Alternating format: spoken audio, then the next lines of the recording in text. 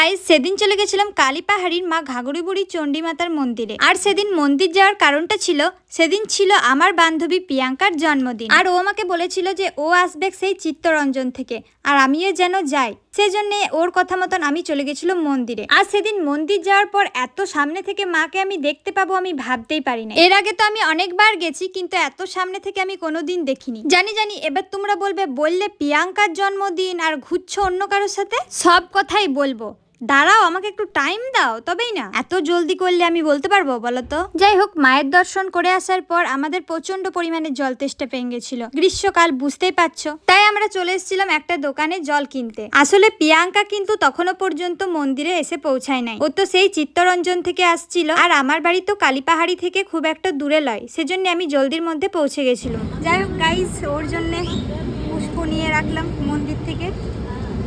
ঠাকুরের খুব ভালো কাজ করেছিস, থ্যাংক ইউ। আজকে ওর জন্মদিন, তার মাথায় ঠাকাই।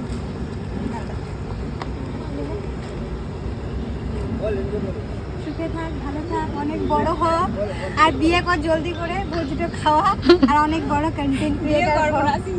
আর অনেক বড় কন্টেন্ট ক্রিয়েটর হ, আর সবসময় হাসি অনেক অনেক আশীর্বাদ দে, যাতে অনেক বড় কন্টেন্ট। আর বেশি কিছু বলবো না, নাহলে মানুষ চোখ জ্বলিয়ে যাবে। ভালোবাসা মানুষের সহ্য হয় না।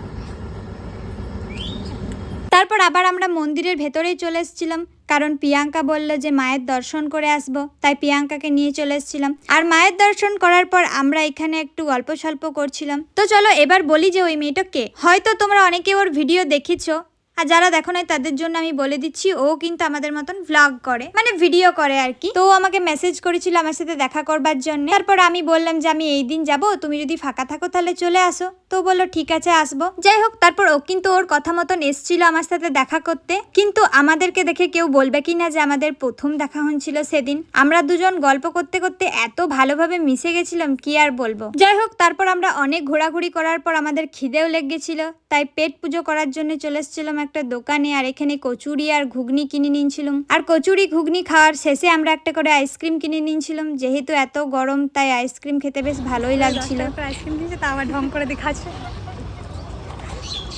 10 টাকা লাগাইস, 27 টাকা দাম আছে, 30 টাকা নিয়েছে, মানে 3 টাকা রিয়েল দামটাও জানে।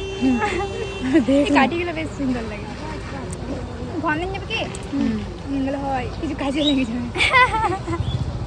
গাইস বাঙালি বুঝতে পারছে, আইসক্রিম খাওয়ার পরে কাঠিটুকু ছাড়ছে না, বসে এটুকু ঘন নিয়ে যাবো। আর দেখতেই পেলে আমরা আইসক্রিম খেতে খেতে কিরকম গল্প করছিলাম। আর সেদিন আমরা তিনজন মিলে এত গল্প করেছি, আর এত মজা করেছি, আর এত হেসেছি, কি আর বলবো। এমনিতেই তোমরা জানো যে আমি যেখানে থাকি সেখানে সবার 32 পার্টি বেড়েই থাকে। তারপর আমি এবার একটা পার্টনার পেয়ে গেছিলাম, খুব ভালো পার্টনার ছিল, কিন্তু আমার কথায় কথায় বেশ তাল দিছিল, আর যা লাগছিল না মজা করতে। আর আমরা তিনজনাতে এত মজা করছিলাম, শেষে গিয়ে আমরা অটো ড্রাইভার কাকুটাকেও ছাড়ি নাই।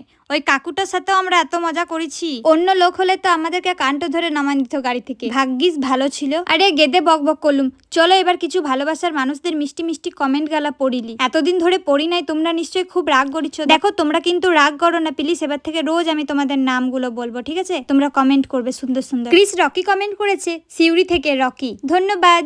প্রণবানন্দা চ্যাটার্জি কমেন্ট করেছে আমি দুবরাজপুর থেকে দেখছি, ধন্যবাদ। সাগর বাগদি কমেন্ট করেছে আমি বক্কেশ্বর থেকে ভিডিওটা দেখছি, ধন্যবাদ। ভাবনা বাউরি কমেন্ট করেছে আমি দুর্গাপুর থেকে, ধন্যবাদ। জ্যোৎস্না মাহাতো কমেন্ট করেছে খুব সুন্দর হয়েছে দিদি ভাই, আমি ঝাড়গ্রাম জেলা থেকে দেখছি, ধন্যবাদ। নির্মিতা রয় কমেন্ট করেছে তোমাদের খুব সুন্দর লাগছে, ধন্যবাদ। তো যাই হোক, তোমাদের সবাইকে অনেক অনেক ধন্যবাদ আমার ভিডিওতে এত সুন্দর সুন্দর কমেন্ট করার জন্য। তারপর আমরা মন্দির থেকে চলে এসেছিলাম কালীপাহাড়ি মোড়। তারপরে রিয়া বাড়ি চলে গেছিল, সেজন্য আমরা ওকে টাটা করে দিনছিলাম। আর ও কিন্তু খুবই ভালো, আমার ওর সাথে দেখা করার পর আমার কিন্তু খুব ভালো লেগেছিল। দিও বলছে নেক্সট বার আবার দেখা করব, আমি বললাম ঠিক আছে, খুব জলদি আমরা দেখা করব, যেহেতু সামনাসামনি বাড়ি আছে। দিয়ে আমরা চলে এসেছিলাম কুলটি, কারণ আমার একটা মুকুটের ডেলিভারি দেওয়ার ছিল। তো প্রিয়াঙ্কা বললো আমিও যাবো, সেজন্য প্রিয়াঙ্কাকে নিয়েই চলে এসেছিলাম মানে চলে লয়, বাসেই গেছিলাম। তোমাদেরকে আবার সবকিছু ভালো করে বলতে হয়, নাইলে আবার তোমরা মজা কুড়ান দাও। মুকুট ডেলিভারি করার পর আমরা কুলটিতেই আমাদের একটা দিদির সাথে দেখা করতে গেছিলাম। আগে হয়তো যারা আমার ভিডিও দেখেছো তারা চিনবে, আর যারা দেখো নাই তারা তো চিনতেই পারবে না, কারণ 1 বছর মোটামুটি হয়ে গেল মনে হয় যে আর দেখা হয়নি আমাদের। তো ভাবলাম যেহেতু যে কুলটি এসছি তো একটু দেখা করেই যাই। তো গাইজ তোমাদেরকে বললাম যে একটা স্পেশাল মানুষের বাড়ি যাচ্ছি, স্পেশাল মানুষটাকে আগে দেখাই। এই যে দেখো, দিদি কেমন আছো বলো? ভালো আছি, তোরা কেমন আছিস? একদম আমি ভালো আছি। এই জায়গাটাকে কত মিস করছি, কত সময় ভিডিও বানিয়েছিলাম বলো। আম গাছ নেই। আম গাছটা নেই, ওটাই বলছি। ওই চালের উপর চেপে আমরা আম পেড়েছিলাম, সব এখন মিসিং। এখন আর নেই। কাটিয়ে দিয়েছি, ঝড়ে সব বাড়ি ঘর ড্যামেজ হচ্ছিল। তারপর আমগুলো পড়লো যে রাতের বেলা দুপ দুপ করে পড়ছিল বলো। অমনি টাইপের ছিল না, হ্যাঁ, বড় ছিল, ওরকম বড় মতো ছিল, ওরকম বড়। পুরো ছড়িয়েছিল। আমরা একদম ওই চালের উপর চেপেছিলাম।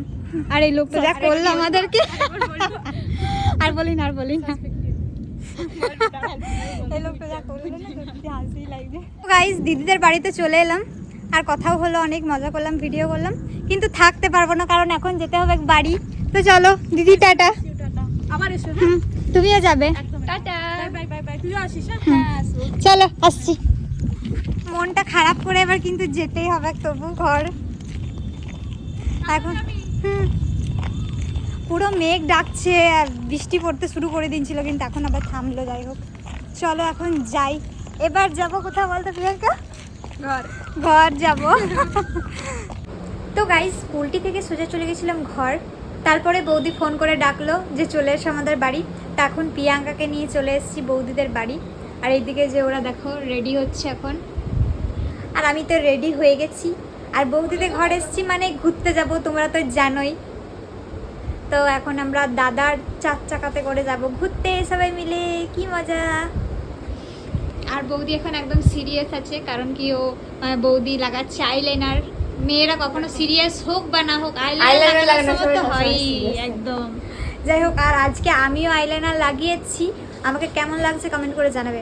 শুধু ভূতনি বাদ দিয়ে যা কিছু কমেন্ট করবে আমি সহ্য করে নেবো, ওকে? যাই হোক, তারপর রেডি সেডি হয়ে আমরা বেরোন গেছিলাম, কারণ কি সেদিন ছিল যেহেতু প্রিয়াঙ্কার জন্মদিন, তাই একটু স্পেশাল ফিল করানো তো বানতা হ্যাঁ। বান্ধবী বলে কথা, এইটুকু যদি না করতে পারি তো কিসের বান্ধবী। তাই বান্ধবীকে সঙ্গে বেঁধেই নিয়ে চলে এসেছিলাম একটা কেকের দোকানে। আর এখানে আমাদের পছন্দ মতন একটা কেক পছন্দও করে নিয়েছিলাম।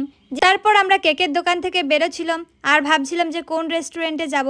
আর সেই কথা ভাবতে ভাবতে রাস্তায় আমরা একটা ফুচকার দোকান দেখতে পেয়ে যাই, আর সেই দোকানে দাঁড়াইন দিই ফুচকা খাওয়ার জন্য। আগে ফুচকা খাওয়া, তারপর বার্থডে সেলিব্রেশন যা হবে খাবে। দরকার পড়লে আমরা রাস্তায় কেক কেটে নেবো, তাও ভালো, কিন্তু ফুচকা খেতে হবে। আসানসোল তো আমি অনেকবার গেছি, আর অনেক জায়গায় আমি ফুচকা খেয়েছি, কিন্তু এই জায়গার ফুচকাগুলো জাস্ট ওয়াও ছিল। ফুচকা খাওয়া শেষ করে আমরা চলে এসেছিলাম একটা রেস্টুরেন্টে। এখানেই আমরা বার্থডে সেলিব্রেশন করব ঠিক করে নিয়েছিলাম। তারপরে আমি কেকটা খুলছিলাম, কাটবে প্রিয়াঙ্কা সেজন্যে, কিন্তু আমাকে দেখে ওইখানে থাকা ওয়েটারটা বলল যে ম্যাম আমাকে দিন, আমি কেকটা সুন্দর করে সাজিয়ে তারপর এনে দিচ্ছি। সেই কথাটা শুনে আমার কি আনন্দ লাগছিল। যাই হোক, তারপরে একটা স্ট্যান্ড এনে দিল, বলল যে এটার উপরে কেকটা নামিয়ে কাটবে, খুব সুন্দর দেখতে লাগবে। দিয়ে আমাদেরকে বলছে ম্যাম দিন, আমি আপনাদের ক্যামেরাটা ধরে দিচ্ছি, আপনারা সুন্দরভাবে ভিডিও করুন। তারপরে প্রিয়াঙ্কা ক্যান্ডেল জ্বালানো শুরু করে দিল।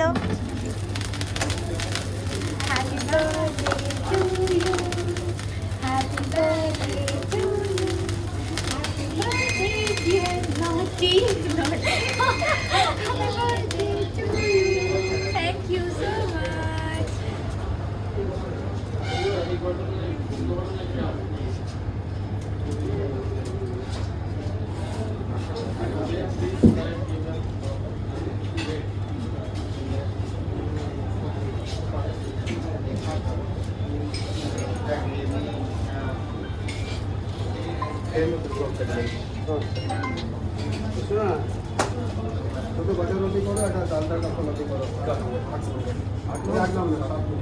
যাই হোক, তারপরে কেক কাটাকাটি তো কমপ্লিট হয়ে গেল। দিয়ে ওরা বলছে ফটো তুলবো, এই করবো। আমার তোরা দুজনাতে যা করবি করগা বাবা, আমার ওইটুকু কেক খেয়ে কিছু হবে না, আমি এখন কেক খাবো। দিয়ে আমি লেগে গেছিলাম কেক খেতে, আর কেকটা খেতে কিন্তু দারুণ ছিল। এবার তোমরা এই ভিডিওটা দেখার পর অনেকে আমাকে তোমাদের জন্মদিনে ইনভাইট করবে না, কিন্তু করবে প্লিজ। দেখো আমি একটু বেশি কেক খাই, তো কি হচ্ছে, আমাকে অল্প বেশি করেই দিবে। কেক খাওয়া কমপ্লিট হয়ে যাওয়ার পর আমরা আরও অন্য খাবার অর্ডার করেছিলাম, সেজন্য আমাদেরকে প্লেট দিয়ে চলে গেছিলো। কিছুক্ষণ বসে থাকার পর আমাদের অর্ডার কিন্তু চলে এসেছিল, আর আমাদেরকে সুন্দর করে দিয়েও দিছিল। দেওয়ার পর আমি কিন্তু আর বসে থাকতে লেগেছিলাম, আমি তো বাবা খেতে শুরু করে দিয়েছিলাম। আর ওদের কিন্তু তখনও পর্যন্ত ফটো তোলা কমপ্লিট হয় নাই, তখন থেকে শুধু ফটো তুলেই যেছে আর ভিডিও করেই যেছে। আমি বললাম তোরা যা করবি কর বাবা, আমি তো খাই। তারপরে বৌদি অর্ডার করেছিল খেতে খেতে যাতে আমাদের গলায় না লেগে যায়, সেজন্য স্ট্রবেরি শরবত অর্ডার করেছিল। আমি তো বাবা স্ট্রবেরি শরবতেই বলবো, তোমরা যে যা বলবে বলো। এই দামড়া মতন একটা গ্লাসের দিন ছিল, আমার তো খাওয়ার মতন পেট ছিল না, কিন্তু টাকা দিয়ে কিনেছি, খেয়ে নিয়েছিলাম, আর পেট একদম টুংটুং করছিল খাওয়ার পর। তারপর হাত ধুতে এসে আমার সাথে ঘটে যায় একটি দুর্ঘটনা। কি দুর্ঘটনা সেটা তোমরা ভিডিওটা দেখলেই বুঝতে পারবে। আসলে গরিব মানুষ তো এত কিছু জানি না, আর এত কিছুর অভ্যাসও নাই। গাইজ, রেস্টুরেন্টে খাবার খেতে এসেছিলাম, কলে হাত তো ধুনছি, ঠিক আছে। এবার আমার অভ্যাস জামাটা মুছি দিয়া, তো প্যানে মুছিয়ে নিচ্ছি আমি, আর দেখছি এখানে হাওয়া সিস্টেম আছে, হাত দিলে এমনি করে হাওয়া দেবে। আমি এত রেডা বেকার, আমি এখানে গরিবই করে আমার প্যানে মুছি দিয়ে হাত ধুয়ে আসার পর বৌদি আবার বলছে এত টাকা বিল দিনছি, এগুলা সব খেয়ে নেবো। খেতে খেতে আবার বলছে কি তোমরাও আসো, দিয়ে সবাই খেয়েই যাও। মানে বৌদি বলতে কি চাইছিল যে তোমরা এই কটা ফ্রিতে খাওয়ার জন্য তোমরা এত টাকা খরচা করে এই রেস্টুরেন্টটাকে এবার খেতে আসো। দিয়ে আমি বৌদিকে বললাম এত টাকা খরচা করান দাও না সবারই। তারপর খাওয়া দাওয়া কমপ্লিট করে আমরা রেস্টুরেন্ট থেকে বেরোন গেছিলাম, আর চলে এসেছিলাম বৌদিদের বাড়ি, কারণ বৌদি বললো যে আজকে আমাদের বাড়িতেই থেকে যাও, তারপর ওইখান থেকে তুমি ঘর চলে যাবে, আর প্রিয়াঙ্কাও ঘর চলে যাবে সকালে। তারপরে তো আমরা সবাই মিলে একসাথে ঘুমাই গেছিলাম। যাই হোক, ব্লগটা এখানেই শেষ করছি। তোমরা সবাই ভালো থেকো, সুস্থ থেকো। আর হ্যাঁ, কে কোথা থেকে ভিডিওটা দেখছো আর কে কে শেষ পর্যন্ত দেখলে অবশ্যই কমেন্ট করে জানাবে, তাহলে নেক্সট ভিডিওতে তোমাদের নামগুলো বলবো। তো চলো টাটা, দেখা হচ্ছে নতুন কোনো ভ্লগের সাথে। রাধে রাধে।